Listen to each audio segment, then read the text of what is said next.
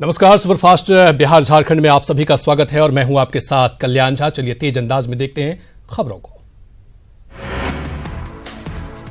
पहले चरण का चुनाव प्रचार शोर थम गया है। 11 अप्रैल को 20 राज्यों में 91 लोकसभा सीटों पर वोट डाले जाएंगे। मतदान के लिए पूरी प्रक्रिया कर ली गई है। 11 अप्रैल को बिहार के गया, औरंगाबाद, नवादा और जमुई में वोटिंग होगी। चुनाव प्रचार खत्म होने के बाद अब नेता डोर टू डोर कैंपेनिंग में जुट गए हैं। यूपी में पहले चरण के 8 लोकसभा सीटों के लिए कल मतदान होगा। 1,50,00,000 से ज्यादा मतदाता प्रत्याशियों के भाग्य का फैसला होगा। आज पोलिंग पार्टियां रवाना हो जाएंगी। वायनाड के बाद आज राहुल गांधी अमेठी से नामांकन दाखिल करेंगे। नामांकन से पहले राहुल गांधी रोड शो करेंगे। मां सोनिया और बहन प्रियंका भी इस दौरान मौजूद रहेंगी। आज पीएम मोदी गुजरात में गरजेंगे। जूनागढ़ और सोनगढ़ में पीएम विपक्ष पर हमला करेंगे। गोवा में बीजेपी के लिए वोट मांगेंगे। बीजेपी अध्यक्ष अमित शाह आज यूपी के कासगंज और फिरोजाबाद के दौरे पर रहेंगे। शाह सुबह करीब 11 बजे कासगंज पहुंचेंगे, जहां वो पटियाली में चुनावी सभा को संबोधित करेंगे। कासगंज के बाद अमित शाह फिरोजाबाद जाएंगे। लोकसभा चुनाव से पहले चरण में बिहार में 11 अप्रैल को गया, औरंगाबाद, नवादा और जमुई में मतदान होगा। अपर मुख्य निर्वाचन पदाधिकारी संजय कुमार सिंह ने बताया कि मतदान के दौरान सुरक्षा के व्यापक इंतजाम किए गए हैं।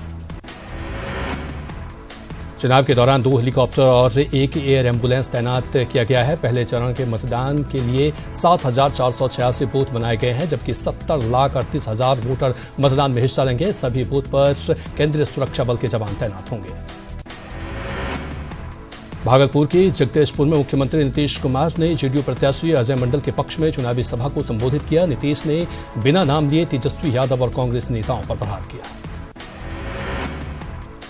मुख्यमंत्री नीतीश कुमार ने बांका के अमरपुर में चुनावी सभा को संबोधित किया और बांका लोकसभा सीट से एनडीए प्रत्याशी गिरिधारी यादव को जिताने की लोगों से अपील की। बेगूसराय से कन्हैया कुमार ने सीपीआई उम्मीदवार के तौर पर नामांकन दाखिल किया। कन्हैया के नामांकन कार्यक्रम में फिल्म अभिनेत्री स्वरा भास्कर सहित कई दिग्गज शामिल हुए।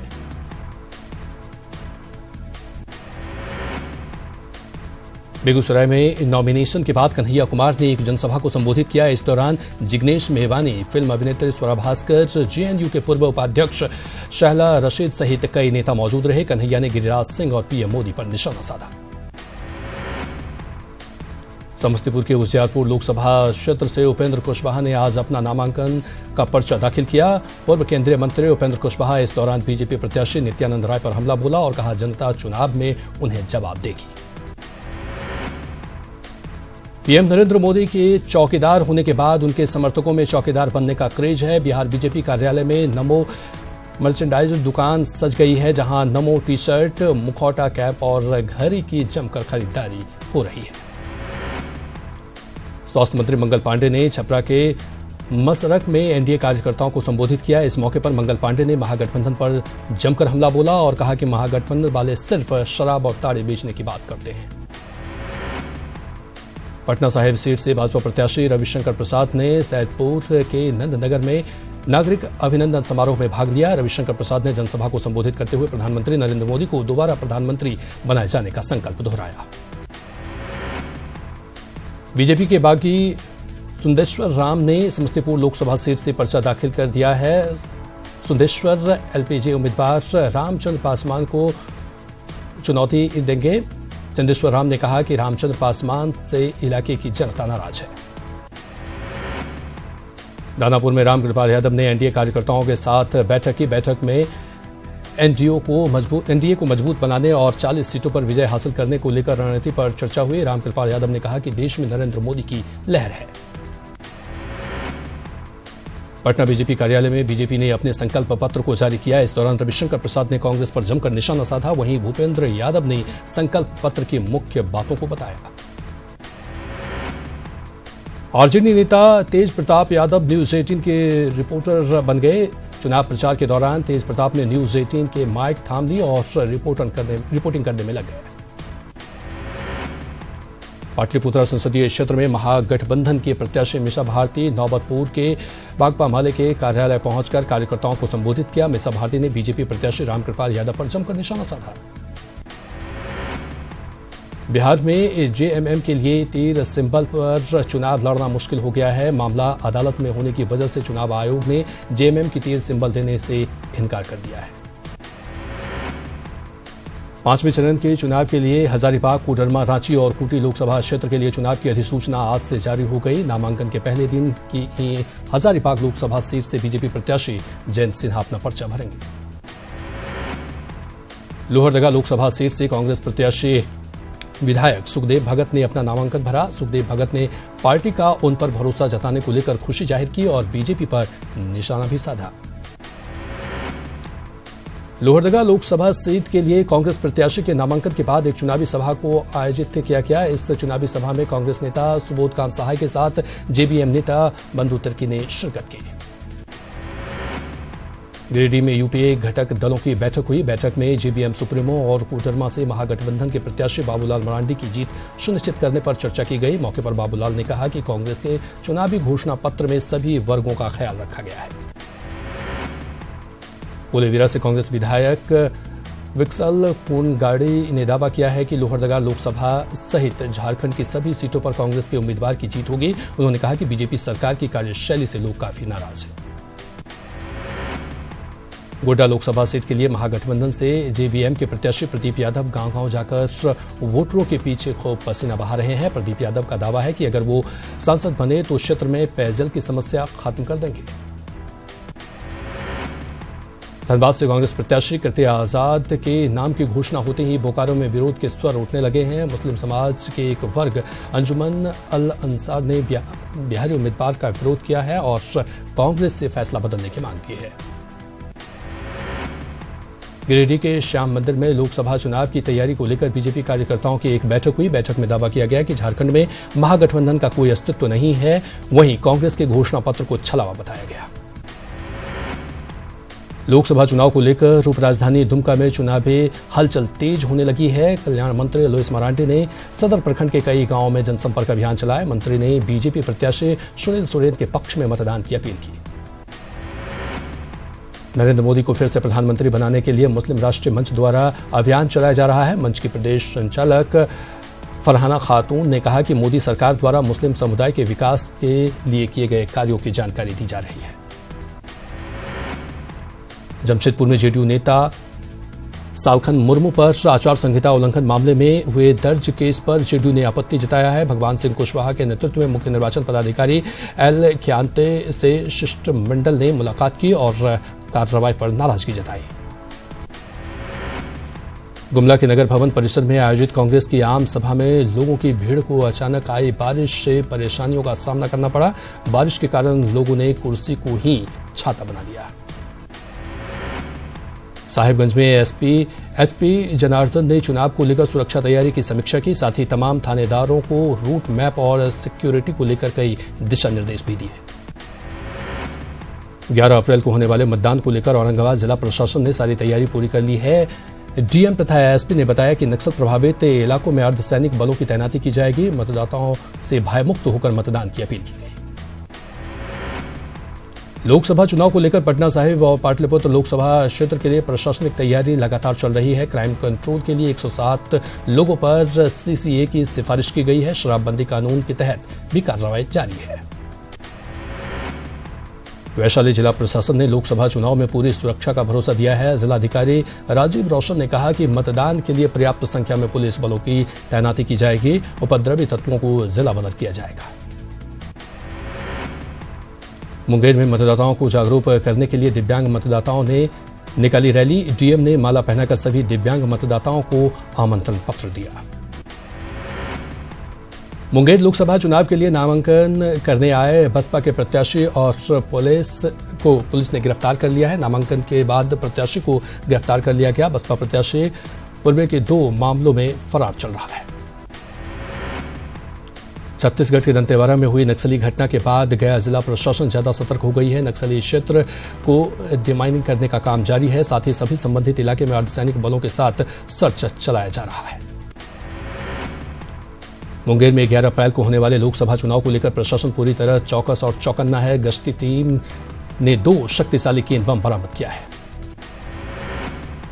बिहार में जूनियर डॉक्टरों की हड़ताल के दूसरे दिन जूनियर डॉक्टर ने एनएमसीएच में ओपीडी, ओटी और इमरजेंसी सेवा को ठप कर दिया, जिससे अस्पताल में स्वास्थ्य सेवाएं प्रभावित हो गई हैं। जूनियर डॉक्टरों की हड़ताल के कारण मरीज परेशान हैं। एनएमसीएच में जूनियर डॉक्टर्स के हड़ताल से आक्रोशित मरीज के परिजनों ने अस्पताल परिसर में जमकर हंगामा किया और अस्पताल अधीक्षक का घेराव कर आक्रोश प्रकट किया। साथ ही परिजनों ने करीब 1 घंटे तक अस्पताल के पास सड़क जाम रखा। छेड़खानी के विरोध में आईजीआईएमएस के जूनियर डॉक्टरों ने हंगामा किया है। डॉक्टरों ने मेडिकल सुपरिटेंडेंट के खिलाफ जमकर नारेबाजी की। जूनियर डॉक्टरों ने आरोप लगाया कि कैंपस के अंदर वो सुरक्षित नहीं है। बगहा पुलिस ने शराब की खेप के साथ 2 कारोबारियों को गिरफ्तार किया है। पुलिस ने एक कार और बाइक को भी जब्त किया है। कार से यूपी से बिहार शराब की खेप पहुंचाई जा रही थी। बगहा में 2 दवा दुकानों पर प्रशासन की छापेमारी की गई, जहां बगैर चिकित्सा के पर्चे की दवाई बेची जा रही थी। कई दवाइयों के सैंपल को जब्त कर लैब भेज दिया गया है। शेखपुरा के होशंगाबाद गांव से अगवा मुकेश की रिहाई के लिए 1 लाख की डिमांड करने वाला अपराधी सोनू को गिरफ्तार कर लिया गया है। एसपी ने पूरे मामले को प्रेम प्रसंग से जुड़ा बताया। पुलिस सभी बिंदुओं पर जांच कर रही है। छपरा के मढ़ौरा में विवाहिता को उसके पति ने कटारे से काटकर हत्या कर दी। घटना बहुआरा पट्टी गांव की घटना है। घटना को अंजाम देने वाले आरोपी पति को पुलिस ने गिरफ्तार कर लिया है। राजधानी रांची से सटे मोरी में बड़ा हादसा। हिंडाल्को के रेड बॉक्साइड डंपिंग यार्ड में जमीन धंसने से आधे किलोमीटर तक फैला मलबा खेत, गाड़ी, तालाब और पेड़ आए चपेट में। कई लोगों के दबे होने की आशंका। राहत और बचाव कार्य जारी है। डंपिंग यार्ड का मलबा रेलवे ट्रैक पर आने से घंटों ट्रेनों का आवागमन रहा प्रभावित।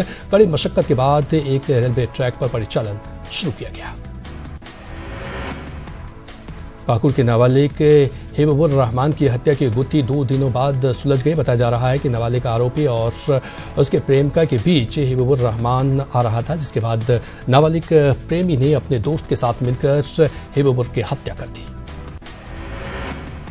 जमशेदपुर के गोलमोरी में तैनात महिला सिपाही ने घाटशिला जीआरपी के जवान पर दुष्कर्म करने का आरोप लगाया है। महिला सिपाही के शोर करने पर आरोपी जवान को पकड़ा गया।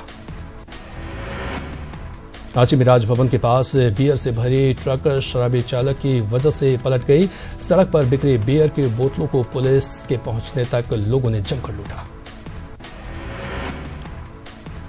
गढ़वा के सुनाडे गांव में बिजली के तार के चपेट में आने से ट्रैक्टर पर लदा गेहूं जलकर राख हो गया। घटना की सूचना मिलने पर स्थानीय मुखिया पहुंचे और प्रावधान के तहत मुआवजे का आश्वासन दिया। दुमका के गोपीकांदर प्रखंड के मोहल डावर गांव के समीप जंगल में वन विभाग की टीम ने 32 पीस सखुआ की लकड़ी जब्त की है। गुप्त सूचना के आधार पर वन विभाग की टीम ने ये कार्रवाई की। हजारीबाग की एसीबी टीम ने चतरा के हंटरगंज के राजस्व कर्मचारी थरियुस मिंज को 3000 रुपए रिश्वत लेते रंगे हाथ गिरफ्तार किया है। गिरफ्तार राजस्व कर्मी ने वंशावली देने के नाम पर 10,000 की रिश्वत मांगी थी। बांका के कुछ क्षेत्रों में अचानक मौसम में बदलाव से लोगों को गर्मी से राहत मिली है। जिले में कुछ हिस्सों में जोरदार आंधी बारिश और ओलावृष्टि हुई। बारिश से आम के फसलों को नुकसान होने की संभावना जताई जा रही है। अररिया के हरियारबाग गांव में आंधी पानी के कारण 3 कच्चे घर गिर गए। हालांकि किसी तरह के जानमाल के नुकसान की खबर नहीं है, लेकिन हजारों रुपए की संपत्ति का नुकसान जरूर हो गया। भागलपुर में भी अचानक बादल बदला मौसम का मिजाज। मूसलाधार बारिश के शहर में जलजमाव की स्थिति पैदा हो गई है और नगर निगम के दावों की पोल खुल गई है। बिहार के जहानाबाद में भी मौसम का मिजाज अचानक बदल गया। धूल भरी आंधी के साथ तेज बारिश और ओला गिरने से खेतों में खड़ी फसल खराब हो गई। औरा में भी बारिश और ओलावृष्टि हुई। ओलावृष्टि से किसानों के चेहरे मुरझा गए हैं। रबी की फसल को भारी नुकसान हुआ है। गड़िया और चौथम, परबत्ता और गोगरी प्रखंड इलाके में तेज आंधी के साथ ओलावृष्टि हुई, जिसमें गेहूं, मक्का, आम और लीची के फसल को भारी नुकसान हुआ। धनबाद IIT-IMM के नाली का पानी सड़क पर जमा होने से सड़क गड्ढे में तब्दील हो गई है। गंदे पानी के निकासी की व्यवस्था न होने से स्थानीय लोगों में नाराजगी के साथ ही प्रबंधन और PWD विभाग के खिलाफ आक्रोश है। दुमका वन प्रखंड परिसर में संयुक्त वन प्रबंधन समितियों द्वारा माइक्रो प्लान बनाने के लिए 2 दिवसीय प्रशिक्षण दिया गया, जिसमें लेडी टार्जन के नाम से मशहूर पद्मश्री से सम्मानित जमुना टुडू भी शामिल हुई। रामनवमी और लोकसभा चुनाव पर सुरक्षा व्यवस्था को लेकर बोकारो पुलिस लाइन में पुलिस कर्मियों को प्रशिक्षण दिया गया। साथ ही उपद्रवियों से निपटने के लिए मॉक ड्रिल किया गया। नहाय खाई के साथ चैती छठ की शुरुआत हुई। वहीं धनबाद में महापर्व को लेकर बाजार सज गए हैं। धनबाद टाउन हॉल में रामनवमी को लेकर जिला स्तरीय शांति समिति की बैठक हुई, जिसमें डीसी, एसएसपी समेत पुलिस प्रशासन के कई अधिकारी मौजूद रहे।